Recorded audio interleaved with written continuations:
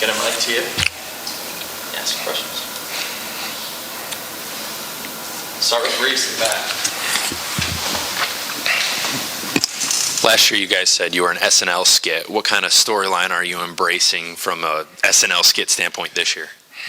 I don't know, man. That's out of my power, man. As far as us and like the team in general, man, we like heads forward trying to get ready to ball. I don't know. I can't really get into the other outside part of it. That's kind of like out of my jurisdiction.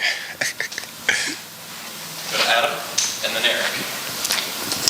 What's the personality difference from Hendon to Joe, and how do you think that'll sort of mold the offense?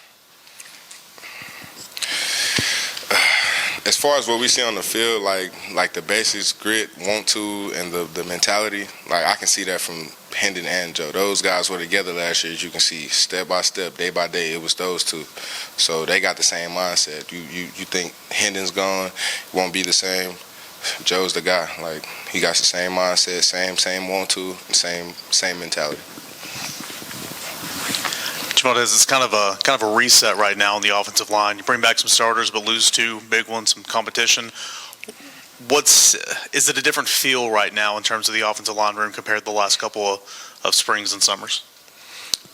I mean, of course, you know you got missing pieces and you want to fill those places, but as far as the guys that are still there, you want to be the leaders, be the guys that can, hey, give this guy a call that doesn't know it because he's new and make sure he's all right through every play. It's not really a pressure thing or nothing like that. If it's the same feeling, it's just the want to have that guy next to you to be able to do what the other guy that you just previously had do the same thing. So it's just a want to and a everyday thing, getting their toes wet and stuff like that. So. I know the scrimmage was the first big checkpoint for you guys after a few days in full pads. How did the offensive line kind of grade out once you went back and looked at the film? I wouldn't say it was bad. I wouldn't say it was the best.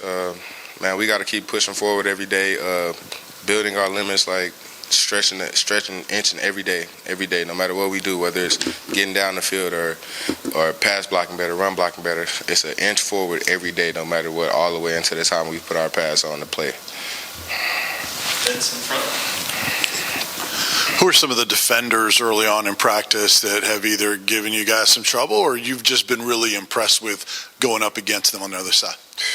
Man, and then the guy on the D-line I ain't impressed with, man. The way Coach G coached those guys every day, man, those guys are dogs. Like every day, no matter who it is, first guy, last guy, full speed, doing the drills perfectly. Whatever they do, they gonna do it the right way with Coach G.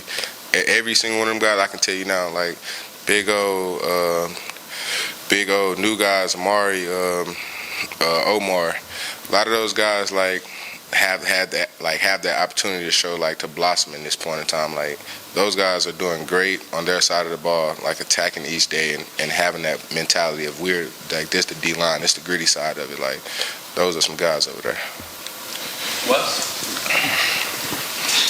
Javontez, just from being in the facility every day, from being in the meeting rooms and things, how different do things feel without Jerome and Darnell there? Is it like just a different vibe? Is it kind of the same? Is it, you miss those guys? I mean, how's that going?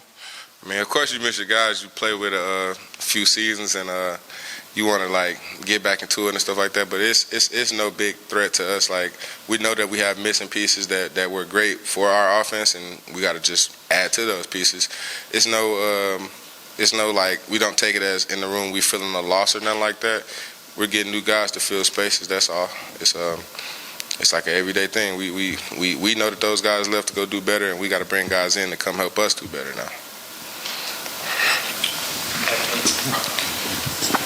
I know you're focused on the here and now with this team and practices and everything, but seeing what some of your teammates from last year, Darnell and Jerome, going through the process preparing for the draft, potential maybe of Darnell Wright being talked about as a first-round pick, how much of that is motivational to you to be able to maybe before long be in a similar situation to get to the next level, which is typically your dream?